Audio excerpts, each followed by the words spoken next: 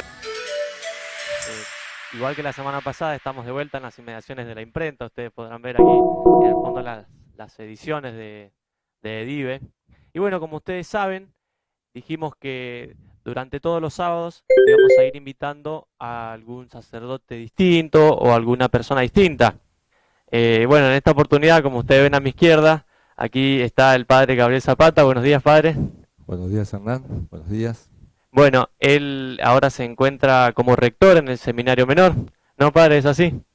Así es, y en estos días especiales de aislamiento, eh, viviendo una vida muy intensa con los chicos en el menor, rezando, sí, como todos, por toda la gente, por nuestras familias, por nuestros misioneros, por tantas personas que sufren, pero también aprovechando a vivir eh, una intimidad y una intensidad en las actividades dentro del seminario, lo que podemos hacer, que realmente hace que los chicos estén a pleno durante estos días, ¿no? Claro, yo me imagino que estarán con distintas tareas que le mandan del colegio, entonces tendrán un poco los horarios bien ocupados también, ¿va? Ciertamente, del bachillerato humanista están mandando muchas tareas y muy bien, los profesores muy ocupados y preocupados por los chicos, y los chicos están respondiendo muy bien.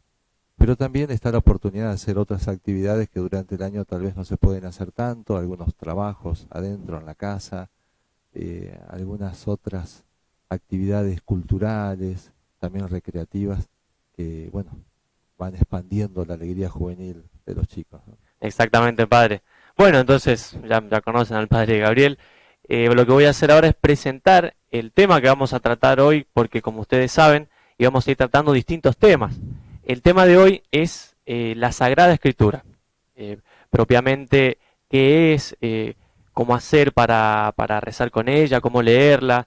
Entonces, padre, bueno, para comenzar esta ronda de preguntas, queríamos preguntarle, aunque muchos de nuestros videntes ya conozcan qué es, pero usted nos podría dar un pantallazo acerca de la Biblia, o sea, qué es, cómo está conformada, cuáles son sus libros. Sí, hay algo que se suele aclarar, y es que por una parte se habla de que son varios libros que forman este conjunto que le llamamos Biblia.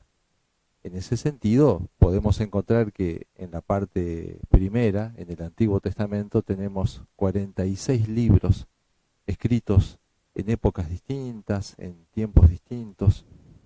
Después tenemos 27 libros del Nuevo Testamento, los Evangelios, las cartas de San Pablo y las otras cartas, y finalizando con el Apocalipsis. Entonces, por una parte, llama la atención esa diversidad y esa multitud de libros, pero sobre todo nosotros como cristianos y como católicos defendemos la unidad de esa escritura, le llamamos la Biblia, la palabra de Dios, porque no son libros independientes, no son libros sueltos.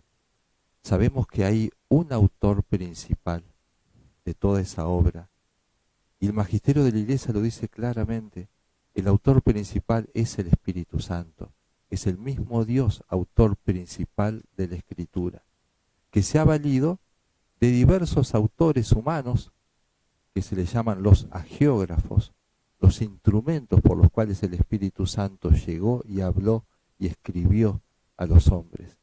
Pero entonces es bueno entender eso, que han sido escritos esos textos en diversos momentos, distintas vicisitudes históricas, y sin embargo hay una unidad fundamental.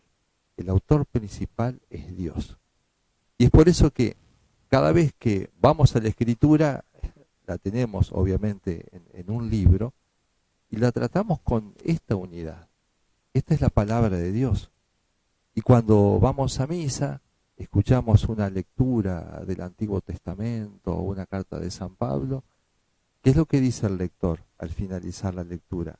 No dice, es palabra de San Pablo, dice, es palabra de Dios. Cuando leemos el Evangelio, más específicamente, se dice, palabra del Señor. Gloria a ti, Señor Jesús, respondemos. Es como que el autor humano, muy importante, sin embargo, ahí es como que desapareció. Nos quedamos con lo más importante de todo, es que Dios nos ha hablado. Muy bien, padre. Y bueno, un poco la próxima pregunta que le voy a hacer se va denotando un poco en la respuesta que acaba de dar usted, pero para la vida de un cristiano es bueno común, como muchos de los que conocemos, los laicos que suelen venir aquí, o nuestros familiares, bienhechores, ¿cuál es la importancia de conocer la Sagrada Escritura, de leerla? Claro, la importancia es que, por una parte, inclusive aún sin saber qué es lo que la escritura me va a decir, pero entiendo que Dios me está hablando. San Gregorio Magno decía que la Biblia era como la carta de un padre amoroso a su hijo. Entonces es mi papá el que me habla, a través de los autores sagrados, a través de esos textos. Entonces, claro, la primera actitud del cristiano es ir a leer y a ver qué es lo que me quiere decir mi padre. Después, cuando me empiezo a enterar de cuál es el contenido de esa escritura, y la iglesia me lo interpreta, me lo explica, me doy cuenta que ahí está el corazón de lo que la iglesia me quiere manifestar. Es a Jesucristo y la redención que Él ofrece a todos los hombres. Entonces empiezo a profundizar en ese mensaje de la Escritura. Está muy bueno, padre, bueno, la explicación que acabo de dar, pero recién también mencionaba una distinción, al menos, entre el Antiguo y el Nuevo Testamento. Pero muchas veces hemos escuchado decir que el Antiguo Testamento es imagen del Nuevo Testamento. Entonces, este Antiguo Testamento habla de Cristo, que es la imagen del Nuevo Testamento.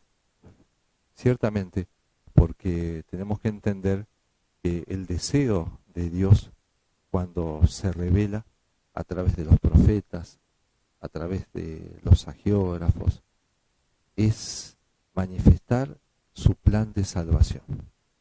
Y en definitiva es manifestar a Jesucristo, el único Redentor. Como va a decir San Pablo, no nos ha sido dado otro nombre según el cual nos podamos salvar. Es el nombre de Jesucristo. Y es por eso que Dios va preparando al pueblo y prepara a través del pueblo judío a toda la humanidad para que reciba el Mesías. Entonces, todo el Antiguo Testamento, que relata desde los tiempos de la creación, la elección del pueblo judío, los distintos profetas que van hablando acerca de ese Mesías que está por venir, todo ese Antiguo Testamento se dirige, se orienta a Jesucristo. Claro que ese Antiguo Testamento me relata epopeyas del pueblo judío, o mejor dicho, de Dios en su pueblo, defendiendo a su pueblo, grandes milagros en el Antiguo Testamento, pero todo eso tiene sentido porque Dios está predisponiendo a ese pueblo para que sea el pueblo del Mesías. Y además nos encontramos que a lo largo de esa historia del pueblo, Dios nos ha hablado no solamente con palabras, y esto lo dice muy hermosamente la Dei Verbum del Vaticano II, que Dios habla no solo con palabras, sino también con hechos, hechos y palabras. Dios tiene el poder de manifestarnos con palabras humanas, pero también se manifiesta a través de los hechos de la historia. Muchas cosas que sucedieron en el Antiguo Testamento eran como una profecía viviente de lo que iba a pasar en Cristo. Por ejemplo, siempre hablamos de la historia sagrada, de cómo Dios liberó al pueblo judío de la esclavitud de Egipto. Siempre nos maravillamos de los milagros de Moisés para liberar al pueblo, cómo el pueblo pasó por el Mar Rojo, después ese mar, cómo terminó tragando el ejército del faraón y quedó incólume el pueblo judío, salvado. Pero resulta que eso manifiesta el poder de Dios cuando interviene en la historia. Pero después, los santos padres de la Iglesia van a empezar a profundizar en esos relatos y se van a dar cuenta que ese pasaje, por ejemplo, hablaba de otra cosa, no solamente del poder de Dios ahí para liberar al pueblo, sino que estaba preparando otra cosa.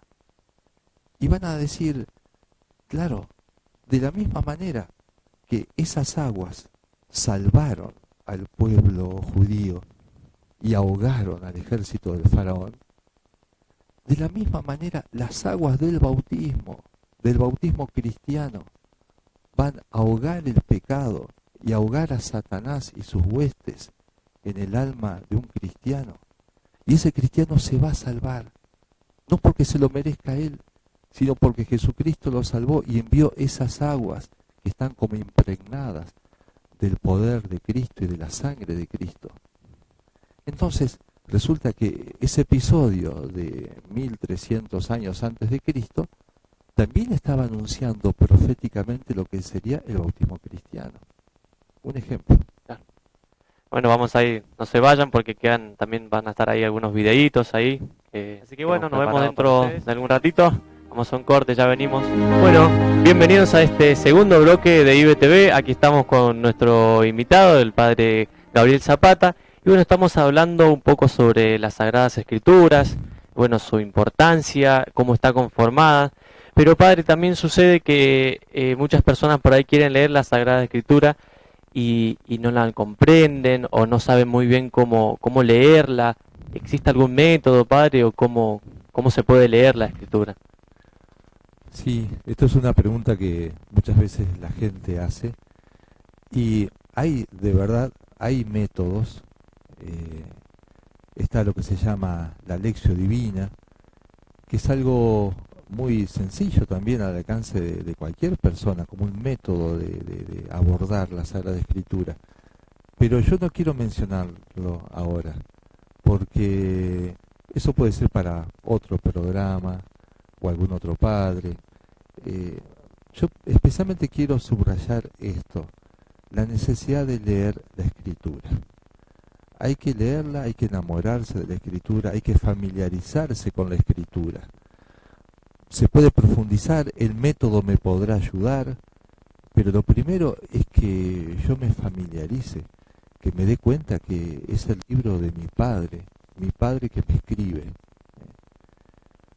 San Jerónimo, el gran exégeta, patrono de los exégetas, este santo padre que puso la primer gran traducción, la versión latina de la Vulgata, famosa versión, traduciendo del hebreo y del griego al latín, a un muy buen latín, pero que por otra parte estaba al alcance de todos, así que es una obra enorme. San Jerónimo tenía una gran capacidad literaria, un gran orador también. Cuando él empieza su conversión, él viene de Dalmacia, más o menos lo que es Croacia ahora, va a Roma, ahí se prepara para el bautismo, descubre la fe. Sin embargo, la conversión todavía no es plena. Y le pasaba un poco lo que muchas veces nos puede pasar, o le puede pasar a la persona que va de golpe a la Escritura y tal vez no le entiende o no le encuentra todo el gusto que él esperaba encontrarle. San Jerónimo la leía, pero con pocas ganas. Él más bien siempre seguía como suspirando por las grandes piezas de oratoria de Cicerón y grandes escritos de la antigüedad pagana. Él quería convertirse en un gran orador también, como Cicerón. Entonces sí, ahora cristiano, pero el corazón no era todavía cristiano. Le pasó esto, lo cuenta él en una carta. Con dos amigos tienen que ir a hacer una misión en Siria. Se enferman los tres. Resulta que los dos amigos mueren por la enfermedad. Él está gravemente enfermo y siente que se está muriendo. Es más, él dice que él sintió que había muerto. En medio de sus dolores y de sus penas, se encuentra con Jesucristo como juez. Y ahí empieza a temblar, porque él sabía que no estaba bien preparado. Y dice que en esta visión lo escucha Jesús que le pregunta, ¿y tú qué eres? Y él dijo, bueno, al menos esta respuesta la puedo dar bien. Le dice, Señor, soy cristiano. Y Jesús le dice, no eres cristiano, eres ciceroniano, porque tu corazón sigue estando más en las letras de Cicerón que en mis palabras. Después de esto, él vuelve en sí, se despierta, y se despierta sano. Fue un milagro portentoso, porque ya lo daban por muerto. Es como que Jesús le da otra oportunidad. Y evidentemente Jerónimo entendió la lección. Ya volvió distinto, queriendo ser cristiano en serio. No solamente tratando de configurarse cada vez más con Cristo en sus obras, sino comenzando por esto, por el amor a las palabras de Cristo. Y entonces se pone a estudiar la Escritura, a leerla más y más, a familiarizarse con ella. Entonces lo que al principio le había resultado un poco áspero, un poco cansador, después le termina resultando dulce, agradable, e hizo tanto bien a la iglesia con ese conocimiento de la Escritura. Por eso entonces este ejemplo hermoso, histórico, de este gran Santo Padre, nos ayuda a entender que no siempre la Escritura nos va a resultar fácil, pero es importante ir con ese espíritu de fe. Es la palabra de Dios y algo tiene para decirme. Y ya le voy a agarrar la mano, pero hay que pasar, hay que sortear esos obstáculos de un pequeño fastidio o una desolación y seguir leyendo y tratando de leerla todos los días, sistemáticamente. Y además, Padre, me parece que el modo de enamorarse de Dios es conociéndolo. Y Él se ha dado a conocer por las Sagradas Escrituras también. Así que ese es el modo en que tiene que tomar cualquier persona que se quiera enamorar de Dios, ¿no? Como todos estamos llamados a ese amor. Sí, exactamente. Pero además, te agrego, la Escritura me lleva a ese conocimiento de Dios y también me lleva, como algo reflejo, al conocimiento de mí mismo y al conocimiento de lo que Dios quiere para mí. Exactamente. San Juan Pablo II, por ejemplo, era un gran amante de la Escritura. Y él, ya siendo obispo y arzobispo en Cracovia, él lo cuenta. Cada vez que tenían alguna dificultad grande, importante, con los otros sacerdotes y agentes de la pastoral, él decía, busquemos en la Escritura. Tiene que haber algún pasaje del Evangelio o alguna frase de la Escritura que ilumine este momento. Entonces empezaba a encontrar la solución de los problemas actuales, pero en la Escritura. Si justamente la Escritura es luz, así que algo nos tiene que decir. ¿Cuántas veces uno está complicado, trabado con alguna dificultad personal, moral, espiritual? Y bueno, voy a la Escritura y me encuentro con que Jesús me habla a través de un personaje, a través de una frase que él dice, que ya la sabía de memoria esa frase, pero hoy me pegó. Se me ocurre, de hecho lo había abierto ahora en el capítulo 3 de San Juan, aquel pasaje muy hermoso de Jesús hablando con Nicodemo. Nicodemo, que era maestro de la ley, pero que lo apreciaba a Jesús. Todavía no daba el paso de ser seguidor de él. El respeto humano, todavía un poco el orgullo, él era maestro de la ley. Sin embargo, apreciaba las palabras de Cristo y la autoridad del maestro. Pero lo iba a ver de noche, todavía no se animaba a ir a la luz del día. Jesucristo, con paciencia y misericordia, lo recibe, inclusive de noche. Ahí Jesús le empieza a hablar de que es preciso volver a nacer, le habla de un nuevo nacimiento, y Nicodemo no entiende. Le empieza a hablar de que el viento sopla donde quiere y tú no sabes de dónde viene ni a dónde va.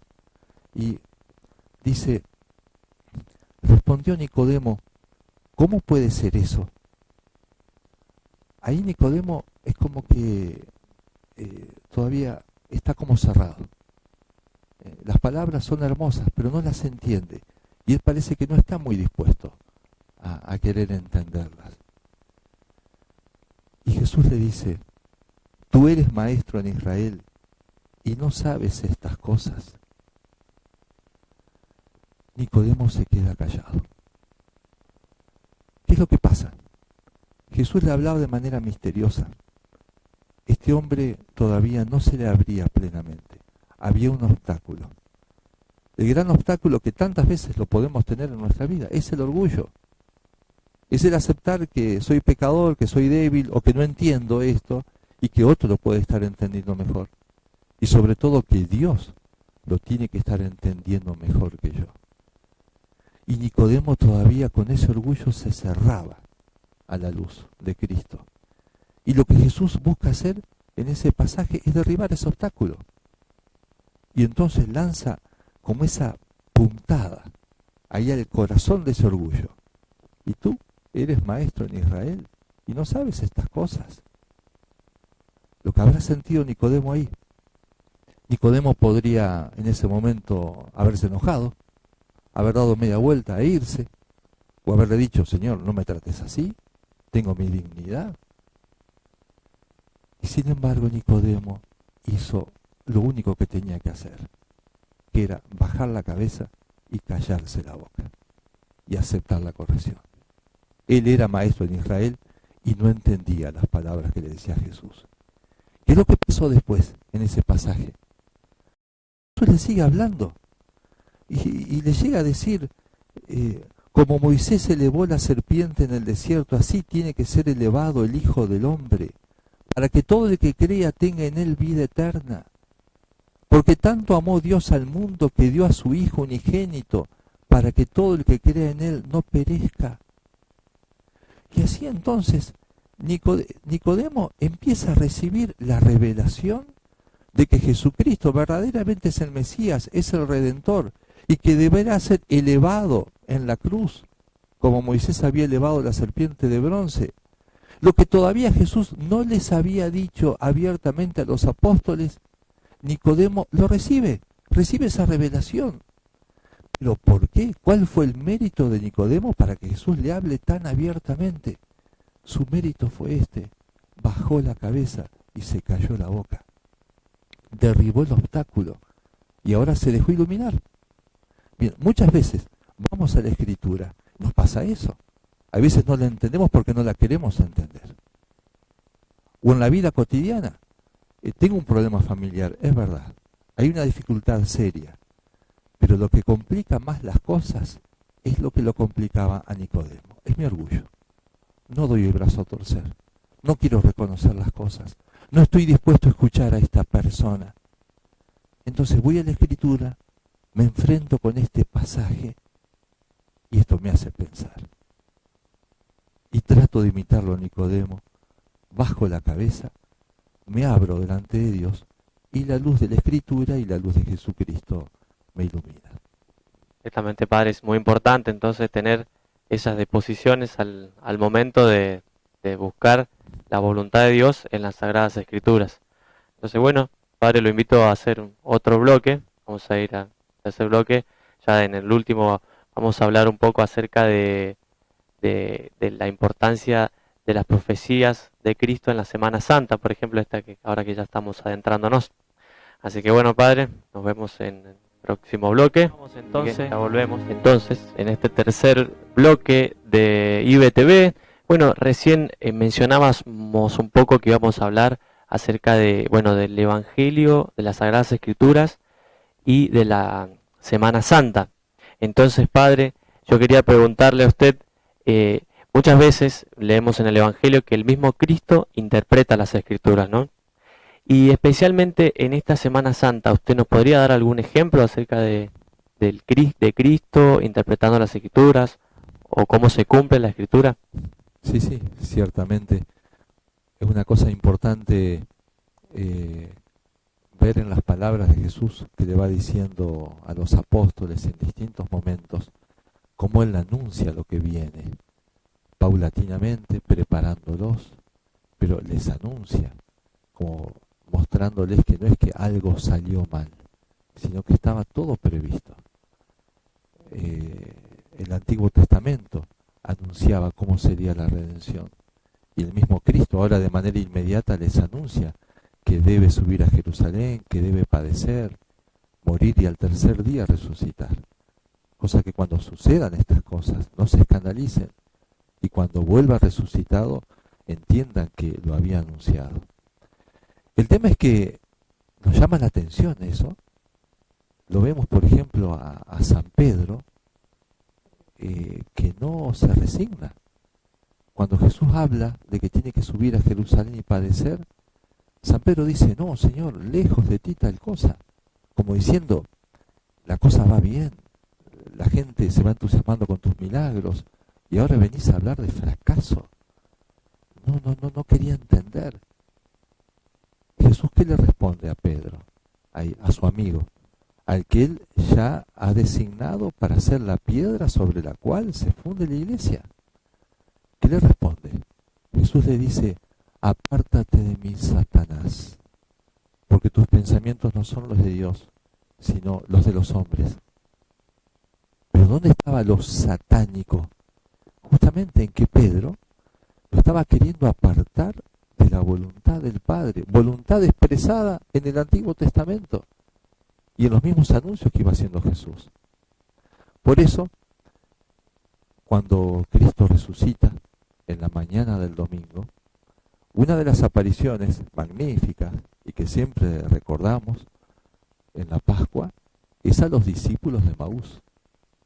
Los dos de Emaús se iban aplastados, deprimidos, porque tenían tanta esperanza.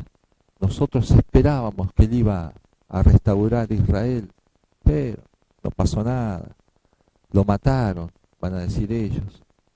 Van 3 días. Y se fueron. Era como que ni siquiera se querían acordar o pensar en la posibilidad de que cumpliera lo que había prometido, resucitar al tercer día. Jesús, sin darse a conocer, pero él se les aparece resucitado como si fuese un caminante. Conocen más o menos ese pasaje hermoso, les empieza a hablar. En un momento los discípulos de Emaús expresan el dolor que tienen. Jesús les dice, todavía sin darse a conocer, pero les empieza a explicar la Escritura.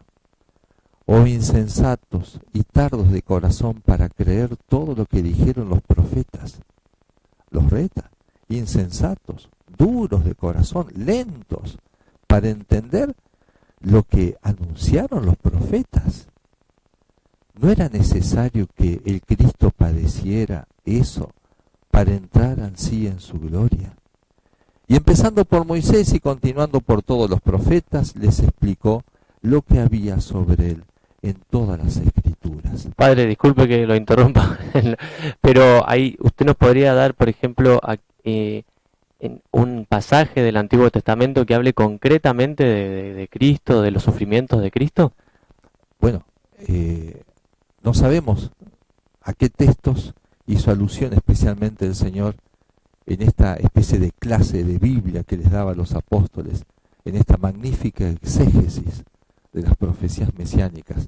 Tiene que haber recorrido varios textos, pero uno puede conjeturar, y es muy posible que lo haya hecho, que haya tenido presente los textos que ahora en la Semana Santa la Iglesia tiene presente.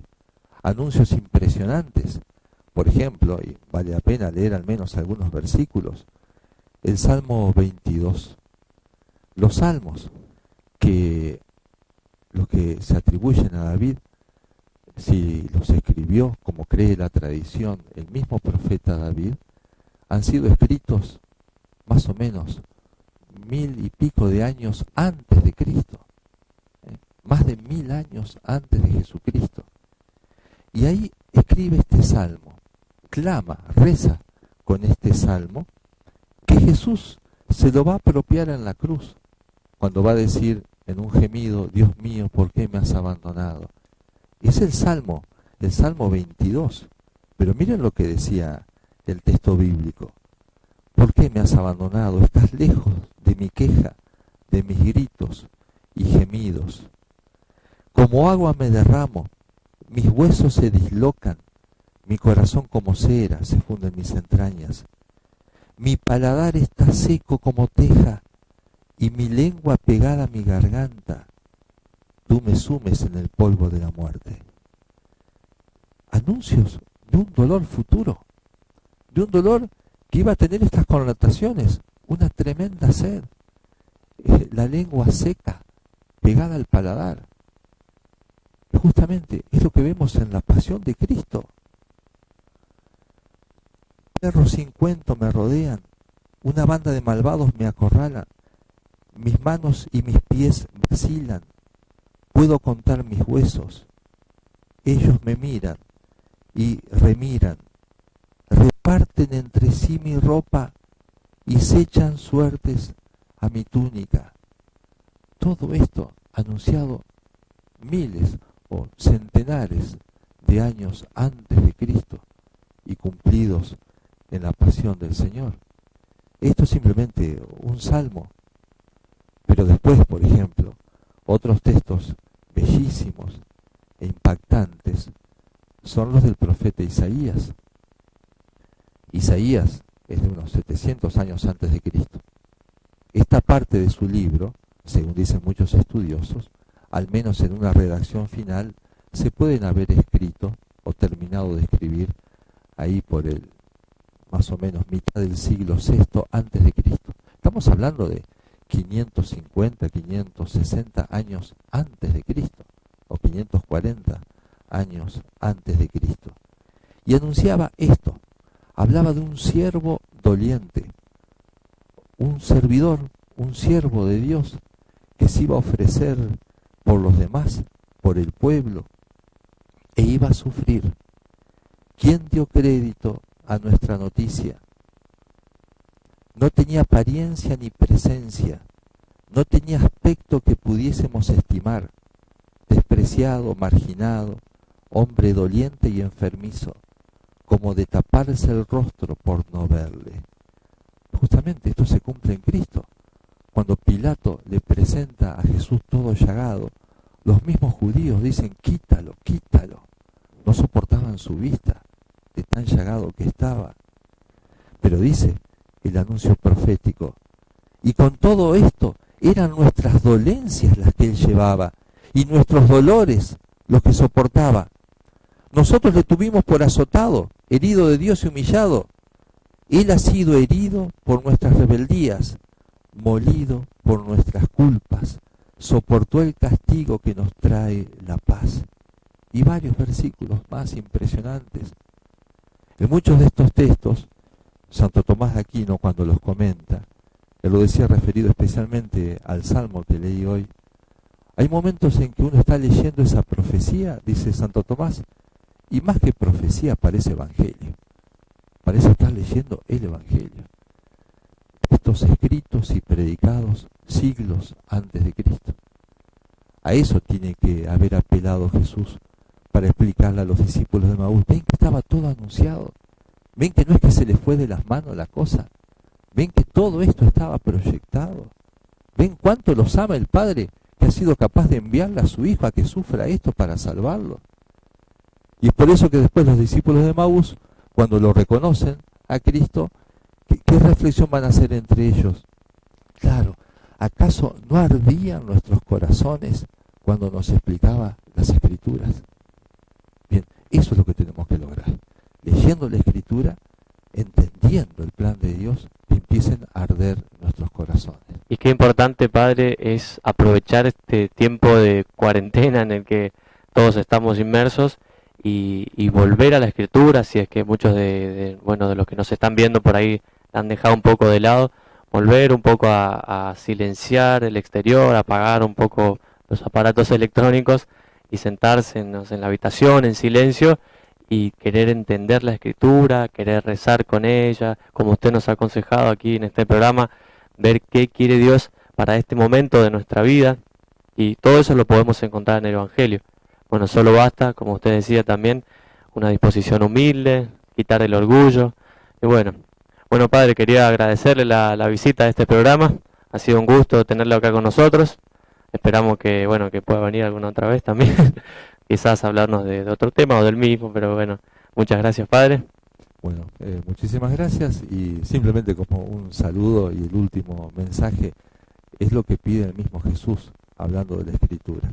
Escudriñen las Escrituras porque ellas hablan de mí. Muy bien, Padre. Bueno, queridos amigos, esto ha sido todo por hoy. Hasta luego. Estén muy bien.